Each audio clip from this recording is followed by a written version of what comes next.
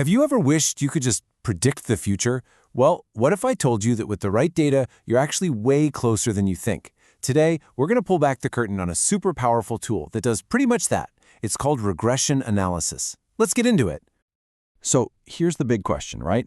Can we really take the data we have today and use it to predict what's going to happen tomorrow?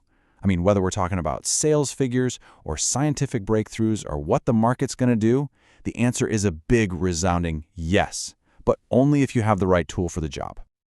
And this is that tool. Regression analysis is basically a framework for finding all those hidden connections, those secret relationships hiding in your data. It's the thing that lets us go from a simple gut feeling to making a smart, truly evidence-based decision. So here's our game plan for today. We're going to start with the big idea of prediction. Then we'll break down the key ingredients you need.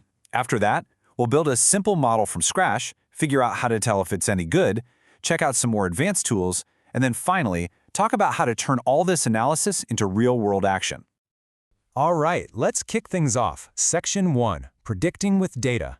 When you boil it all down, this is really the heart of it all, using what we know right now to make a really good guess about what we don't. So what is it exactly?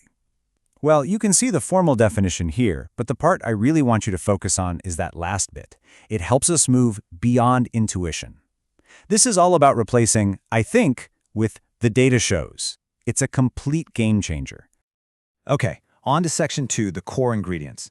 You know, just like any good recipe, a regression model has a few key components. Let's break them down. So you've got two main players in this game. First, on the left, we have the dependent variable. Think of this as the effect. It's the thing we're trying to predict. For our example, that's ice cream sales. Then on the right, you have the independent variable. This is the cause. It's the piece of data we're using to make the prediction. In our case, that's the daily temperature. Makes sense, right? The temperature affects the sales. All right, Section 3, Building a Simple Model. Now let's see how these two ingredients actually come together to build our little prediction machine. We're going to start with the most common, the most foundational type. It's called linear regression. It's the simplest place to start because it makes a really simple assumption that there's a straight line relationship between our variables. You know, as the temperature goes up, ice cream sales go up in a nice, clean, predictable line. Now, that straight line is our model, and how steep that line is gets determined by this one crucial number called the coefficient.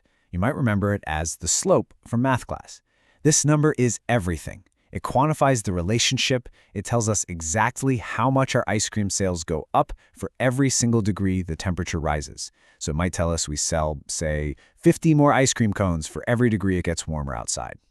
But of course, the real world, it isn't perfect, is it? It's messy. And that's where the error term comes in. This is just a way for us to admit that there are random things our model can't possibly know about. You know, like a surprise street festival that suddenly boosts sales for a day. Acknowledging this noise is so important because it keeps our model humble. It's a reminder that what we're building is a powerful guide, not a perfect crystal ball. And this simple little equation, this is it. This is the whole thing in a nutshell. Our outcome, so our ice cream sales, is equal to our predictor, the temperature, multiplied by that slope we just talked about, plus a little bit of that random real-world error. And there you have it. That's our basic model. Simple, elegant, and you'd be amazed how powerful it can be. On to Section 4, How good is our model? Okay, so we've built our prediction machine, but how do we know if it actually works? How do we check our work? Well, one of the main ways is a metric called R-squared. Think of it like a report card for our model.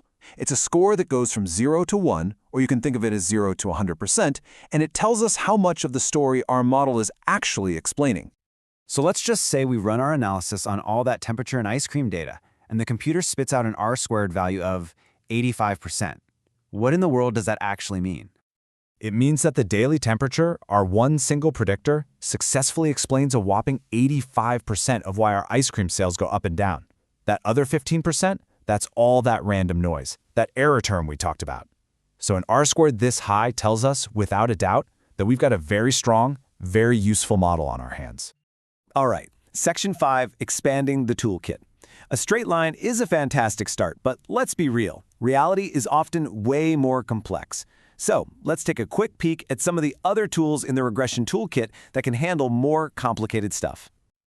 Now, the world of regression is absolutely huge, so we're just going to skim the surface. But it's good to know what's out there. For instance, there's multivariable regression for when you need to predict a few things at once. You've got nonlinear and polynomial regression for when the connection isn't a straight line but more of a curve. And then there's time series regression, which is absolutely critical for analyzing data that changes over time, like stock prices. And that brings us to our final section, number 6, from data to decisions. This is where the rubber really meets the road. We're going to talk about the real-world power of all this and a couple of common pitfalls to watch out for. You see, the ultimate goal here is usually forecasting. By understanding that link between temperature and sales, our ice cream shop owner can now look at the weather forecast and predict demand. That means they can make sure they have enough ice cream, enough cones, and enough staff ready to go. That's how data becomes strategic planning. But you do have to be careful. For example, sometimes a model is fantastic at predicting things in one situation, but totally misses the mark in another. Imagine our ice cream model is dead on for cool days, but gets it all wrong on super hot days. Well, that inconsistency is a common issue, and statisticians have a clever fix for it, called weighted regression. It basically tells the model to pay more attention to the data it can trust. The main point is, for almost every problem, there's a more advanced tool that can help. And honestly, this quote just says it all perfectly. Regression is about getting past our gut feelings so we can make truly data-informed decisions. It helps us see cause and effect, and it can even put a number on how confident we should be in our predictions. So, there you have it, a quick tour of regression analysis. Now that you've got the basic building blocks, I want you to think about it. What connection in the world around you, big or small, would you want to put to the test with data? Thanks for joining me.